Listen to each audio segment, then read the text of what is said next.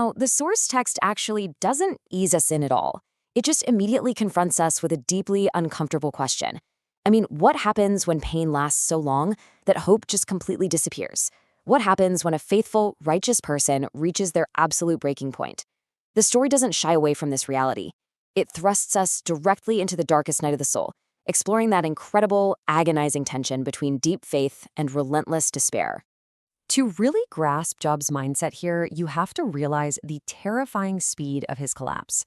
He goes from being the wealthiest, most respected man in the East to having absolutely nothing in a brutally short window of time.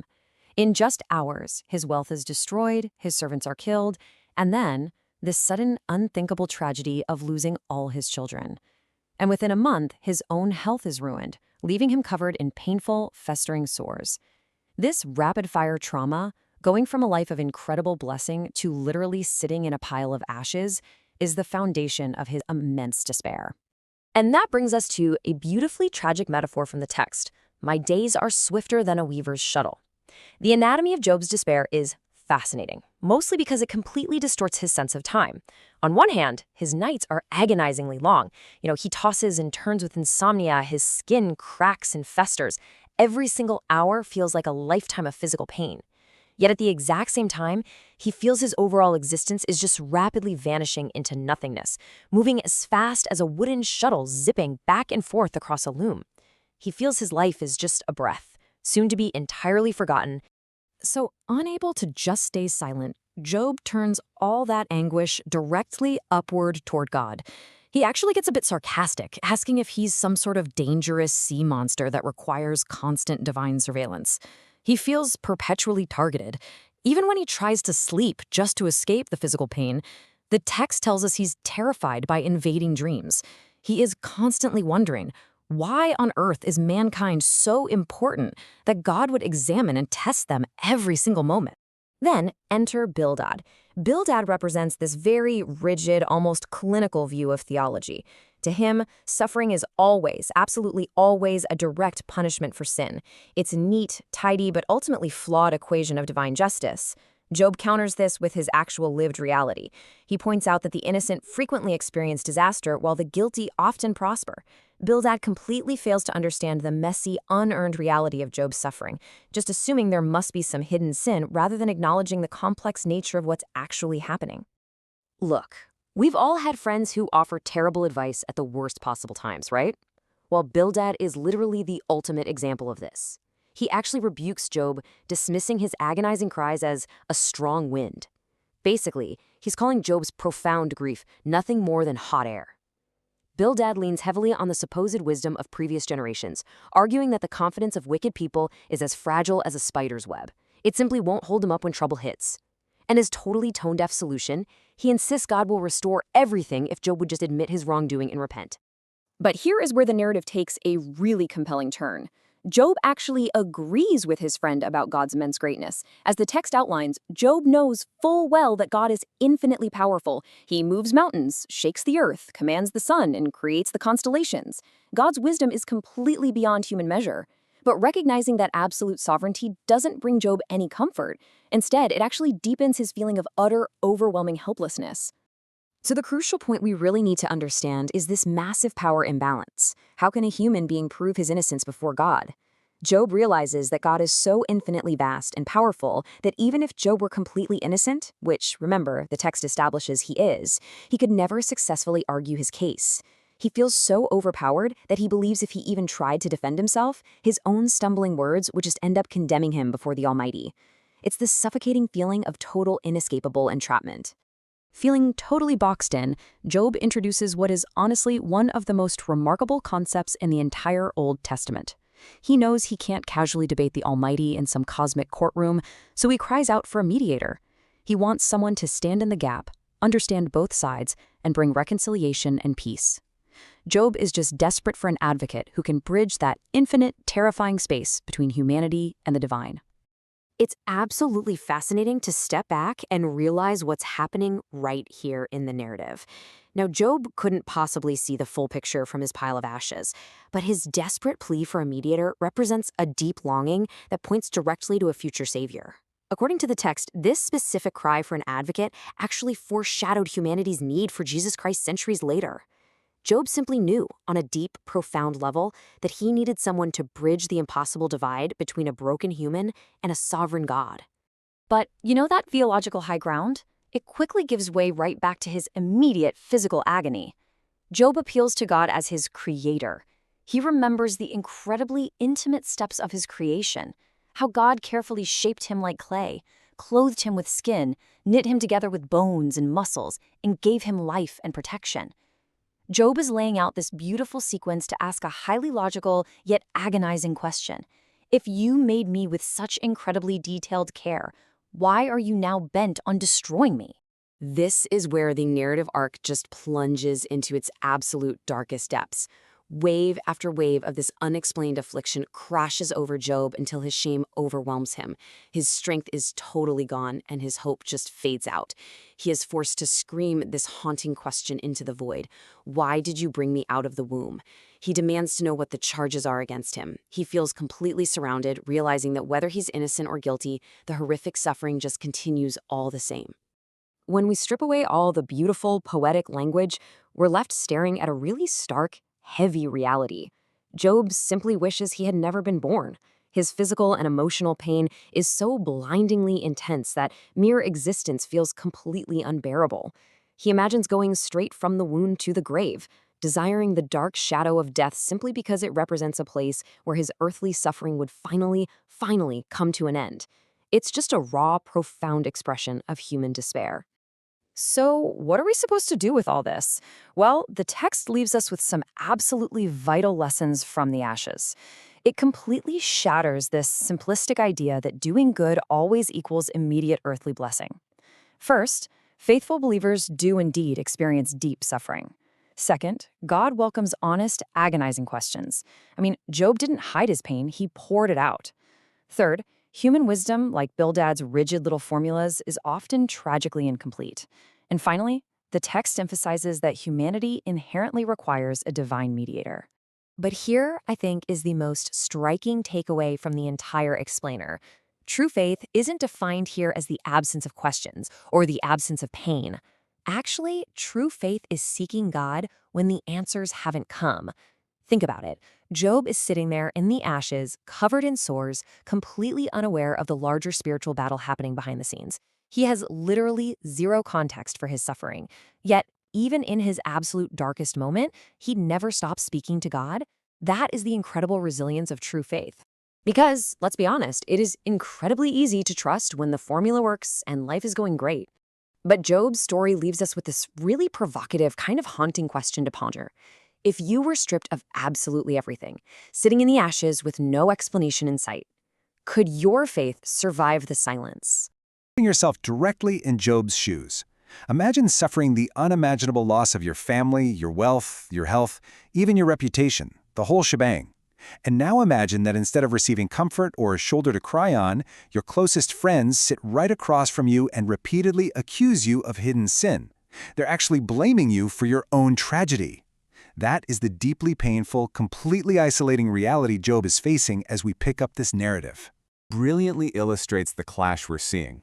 As Job desperately defends his integrity, a third friend, Zophar the Neamathite, enters the debate, and he brings absolutely zero sympathy with him. Zophar thinks Job's speeches are borderline arrogant. He even has the nerve to tell Job that God has probably overlooked some of his wrongdoing and he actually deserves worse. To Zophar, theology is just this simple black and white formula. Repentance equals innocence, and continued suffering equals guilt. Easy, right? Well, Job's lived reality completely shatters that formula. Job points out that actually, the wicked prosper all the time. Violent people live securely, while the innocent suffer. Life is just infinitely messier than Zophar's rigid little rules want to admit. Job is so deeply wounded here. It's one thing to suffer, it's a completely different level of pain to be entirely misunderstood by the very people who are supposed to be supporting you. He gets that his friends possess some truth about God, sure, but they are totally misapplying it to his situation, so he fires back with his biting sarcasm. Surely you are the people, and wisdom will die with you. You can hear the bite in that, right? He is incredibly frustrated. He's essentially telling them, oh, you act as though you alone possess all the knowledge in the universe. Job wants to make it abundantly clear that his suffering is not the result of ignorance.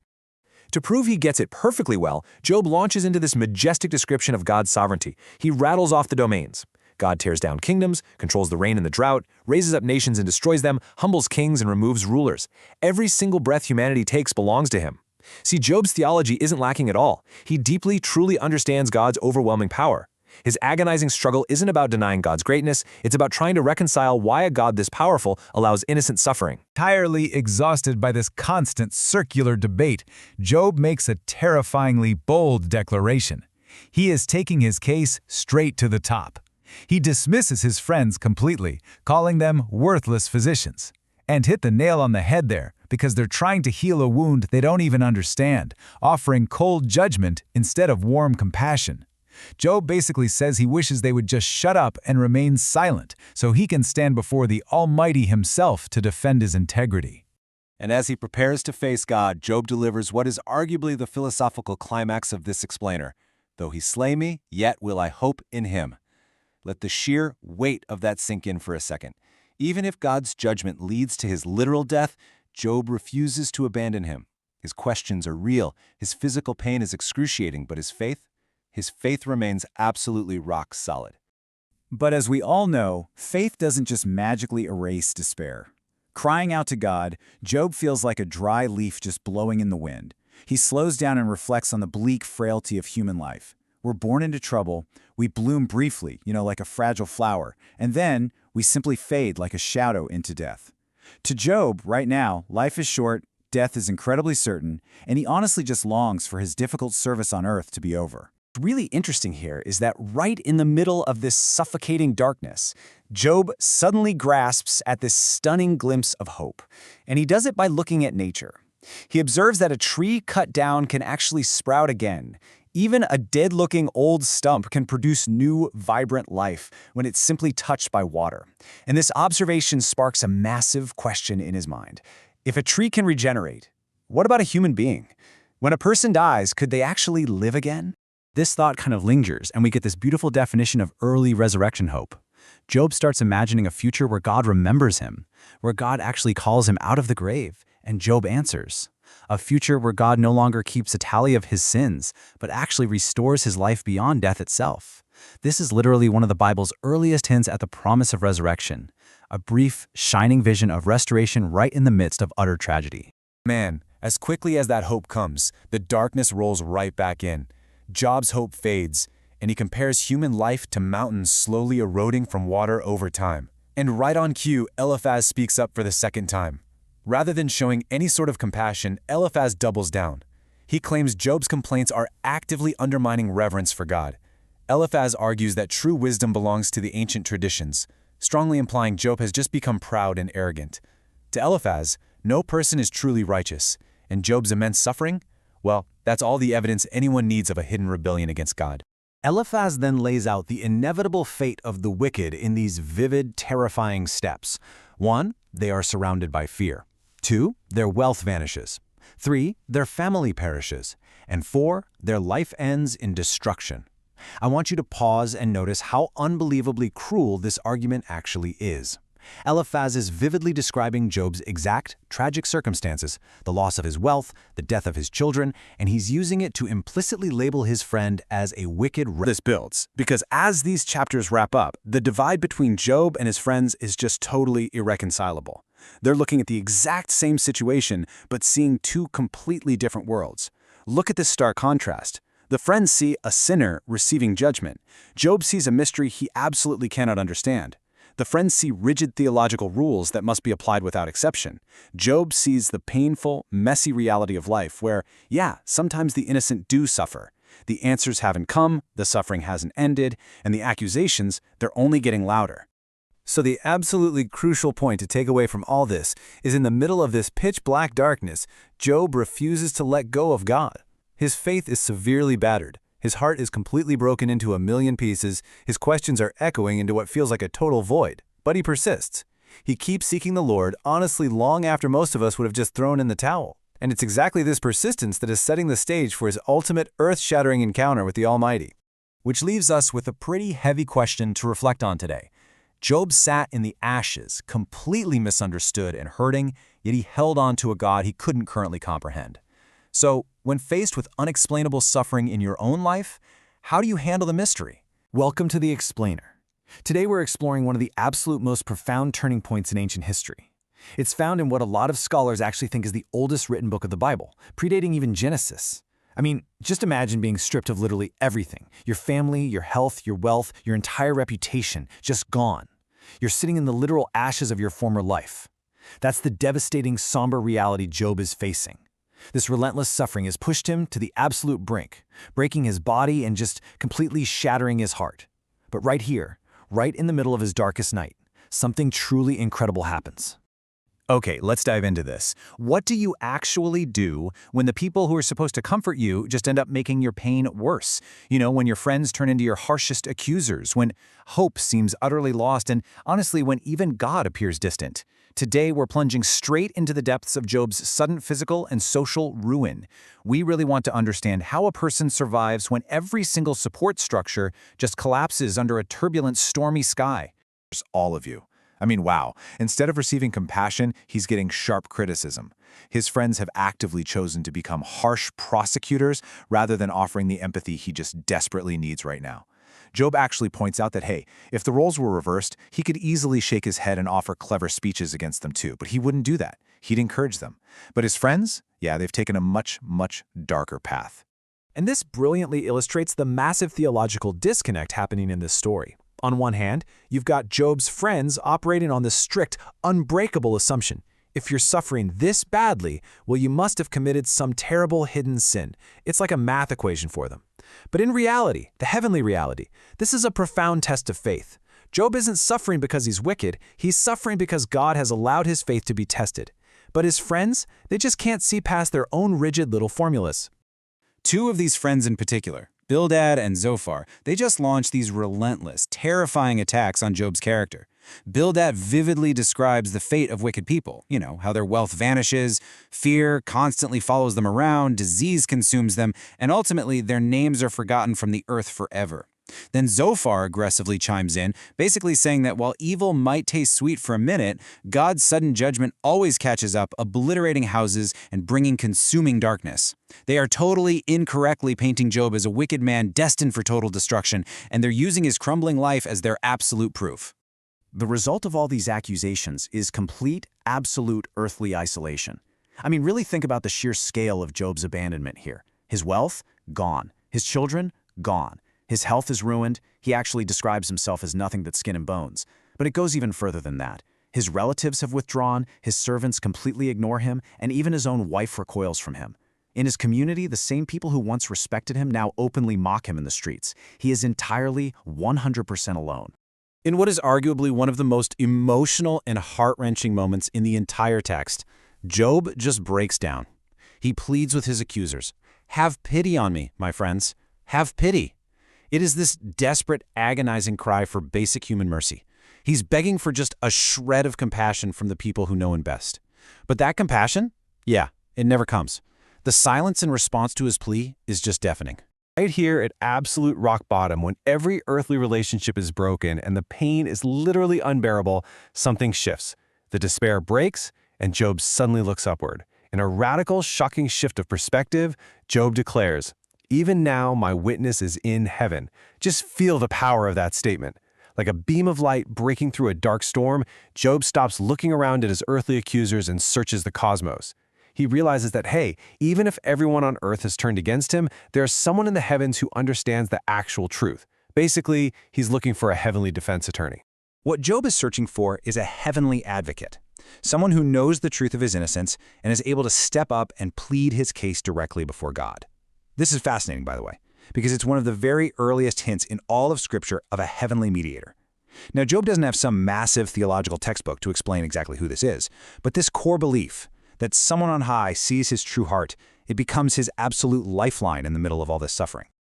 But of course, the reality of his physical decay quickly sets right back in. The shadow of death still looms incredibly large. His body is failing, his plans for the future have vanished, and the grave feels closer than ever. It prompts Job to ask this heartbreaking, universal question: if the grave is my only home, where then is my hope?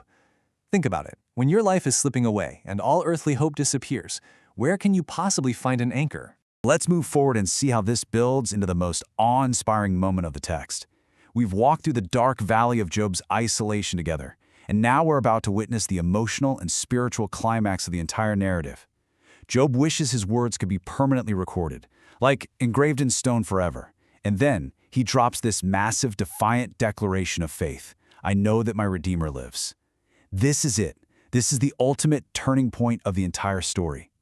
Out of the ashes, out of the false accusations, out of the sickness and the grief, Job points beyond his suffering, beyond the grave itself, and locks his eyes on a living Redeemer.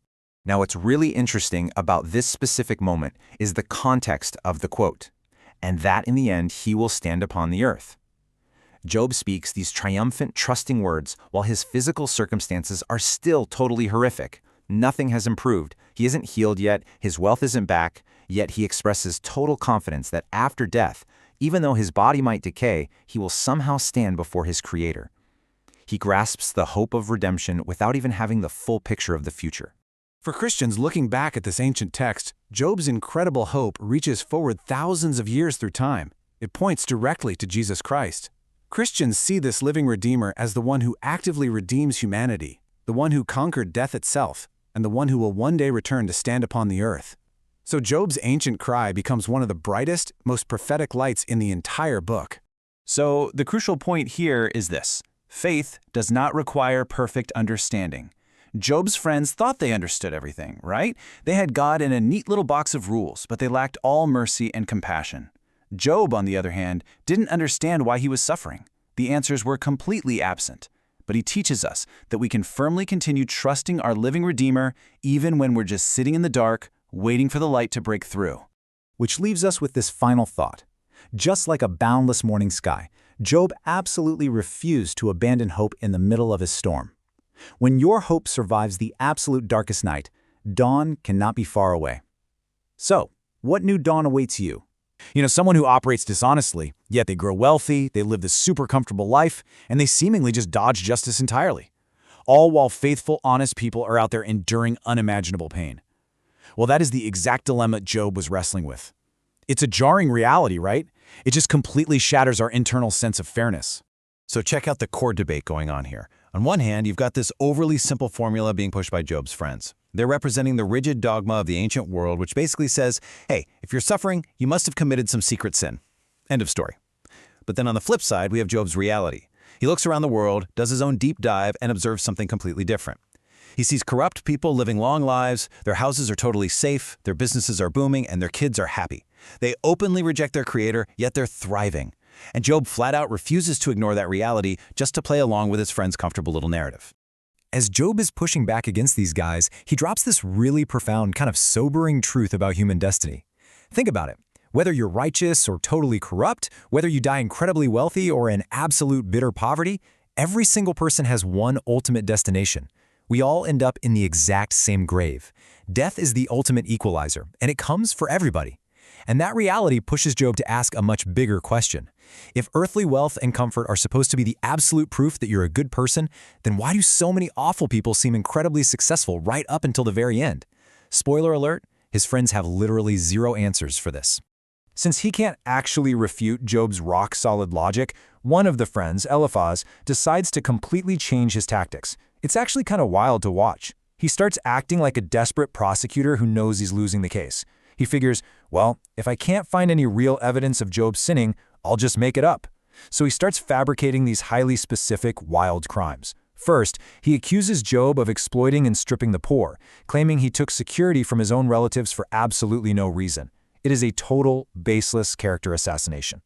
And Eliphaz doesn't stop there. He rapidly fires off even more accusations, claiming Job refused food to the hungry and wouldn't even give water to the thirsty. Now here's a crazy historical fact for you.